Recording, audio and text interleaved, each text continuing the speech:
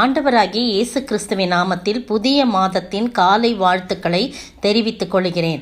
3வது மாதத்தில் நாம் காலடி எடுத்து வைக்கும்படியாக கர்த்தர் கிருபை செய்திருக்கிறார். அவருடைய நாமத்துக்கே துதியும் கனம் மகிமையும் உண்டாவதாக. இந்த மாதத்திலே முதல் தினத்திலே ஆண்டவரிடத்திலே அன்பு கூர்ந்தால் ஆண்டவர் ஆயுசு நாட்களை பெருக செய்வார் என்ற ஒரு தலைப்பிலே நாம் தியானிக்கலாம். இன்றைய மன்னா, உன் தேவனாகிய கர்த்தரில் அன்பு கூர்ந்து அவர் சத்தத்துக்கு செவி கொடுத்து அவரை பற்றி கொள்வாயாக, அவரே உனக்கு ஜீவனும் தீர்க்காயுசுமானவர் என்றான். பாருங்க, மோசே இஸ்ரவேல் ஜனங்களை பார்த்து சொல்றாரு, ஒருமையிலேயே பேசிட்டு வராரு, ஒரு சில இடங்கள்ல பன்மையில பேசுறார். நீன்னு சொல்றார். அப்போ ஒவ்வொரு இஸ்ரவேல் மக்களை பார்த்து சொல்லும்போது ஒவ்வொரு இண்டிவிஜுவலையும் பார்த்து அவர் சொல்றது மாதிரி தான் ஒருத்தரும் தனிப்பட்ட முறையிலே நீங்க இப்படிப்பட்ட காரியங்கள்லாம் நீங்க செய்யணும். ஜீவனையும் மரணத்தையும் ஆசீர்வாதத்தையும் சாபத்தையும் உனக்கு முன் வைத்தேன் என்று உங்கள் மேல் வானத்தையும் பூமியையும் இன்று சாட்சி வைக்கிறேன். ஆகையால் நீயும் உன் சந்ததியும் பிழைக்கும்படி நீ ஜீவனை தெரிந்து கொண்டு கர்த்தர் உன் பிதாக்களாகிய ஆபிரகாமுக்கும் ஈசாக்குக்கும் யாக்கோபுக்கும் கொடுப்பேன் என்று அவர்களுக்கு ஆணையிட்டு கொடுத்த தேசத்தில் குடியிருக்கும்படிக்கு அப்படின்னு சொல்லிட்டு 30ஆம் அதிகாரம் உபாகமம் 19-20 வசனத்தின் முன்பகுதியில் சொல்லிட்டு தான் இன்றைய தியான வசனமாகிய இந்த வார்த்தையை சொல்றார். உன் தேவனாகிய கர்த்தரில் அன்பு கூர்ந்து அவர் சத்தத்துக்கு செவி கொடுத்து அவரை பற்றி கொள்வாயாக. அப்படி பற்றி கொள்ளும்போது எந்த ஒரு மனிதன் ஆண்டவரிடத்திலே அன்பு கொள்கிறானோ அவனுக்கு ஆண்டவர் ஜீவனையும் தீர்க்காயுசும் கொடுப்பார். தீர்க்காயுசுனா நீண்ட ஆயுசு. பாருங்க, வேதத்தில் நீண்ட ஆயுசு உள்ளவர்களாய் மரித்தவர்களை பார்க்கும்போது மெத்துசலா 968 வயசு வரைக்கும் இருந்திருக்கிறான்னு பார்க்குறோம். ஆனால் அவரை பற்றிய குறிப்பை விட அடுத்தது பார்த்தீங்கன்னா 950 வருஷம் வரைக்கும் நம்ம நோவா வாழ்ந்திருக்கிறார் அப்படின்னு சொல்லி போடப்பட்டிருக்குது. 950 வருஷம்னா ஆதியாகமும் 9:29 சொல்லப்பட்டிருக்கு.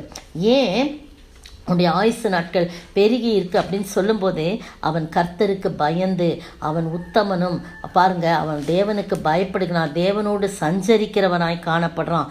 அது மட்டும் இல்ல, நோவா தேவன் தனக்கு கட்டளையிட்டபடியெல்லாம் அவன் செய்து முடித்தான்.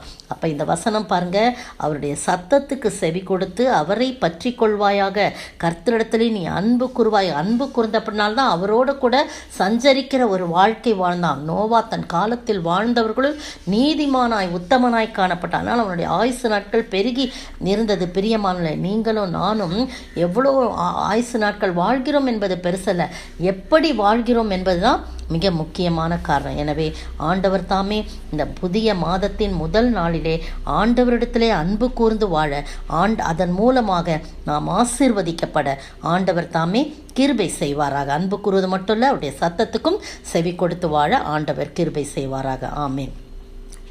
அன்பு கூறுவேன் இன்னும் அதிகமாய், ஆராதிப்பேன் இன்னும் ஆழமாய், உம்மை முழு உள்ளத்தோடு ஆராதிப்பேன், முழு பலத்தோடு அன்பு கூறுவேன். ஆராதனை ஆராதனை ஆராதனை ஆராதனை. சோத்தரிக்கிற ஆண்டவரே, துதிக்கிற ரச்சா, வாழ்த்துகிற வணங்கிறோம் தகப்பனே. இந்த புதிய மாதத்தின் முதல் நாளிலே நீர் எங்களுக்கு கொடுத்த வார்த்தைக்காய் ஸ்தோத்திரம். உம்மிடத்திலே நாங்கள் அன்பு கூர்ந்து வாழ ஆண்டவரே, அதுவே நிலையான அன்பு ஆண்டவரே. அப்படி அன்பு கூர்ந்து வாழும்போது எங்களுடைய ஆயுசு நாட்களை பெருக பண்ணுவீர், எங்களை ஆசீர்வாதமான பாத்திரமாக இந்த உலகத்தில் வச்சிருப்பீர்.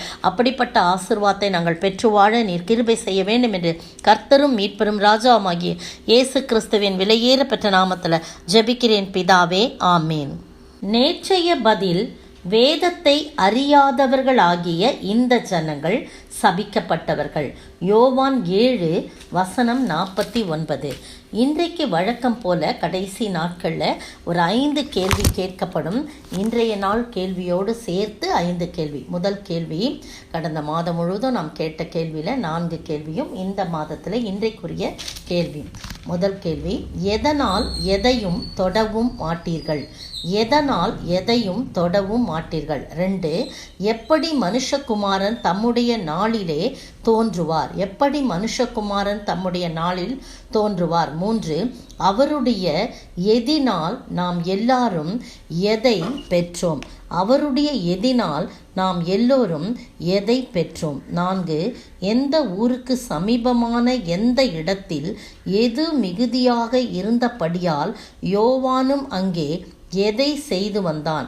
எந்த ஊருக்கு சமீபமான எந்த இடத்தில் எது மிகுதியாக இருந்தபடியால் யோவானும் அங்கே எதை செய்து வந்தான்? இன்றைய கேள்வி, தேவாலயத்திலே இயேசு என்ன செய்கிற போது எது இருக்கும் இடத்தில் இந்த வசனங்களை சொன்னார்? தேவாலயத்திலே இயேசு என்ன செய்து கொண்டிருக்கும் போது எது இருக்கும் இடத்தில் இந்த வசனங்களை சொன்னார்? உங்கள் கேள்விகளை 5 கேள்விகளுக்கும் நீங்கள் பதில் கொடுக்குமாறு அன்புடன் கேட்டுக்கொள்கிறேன்.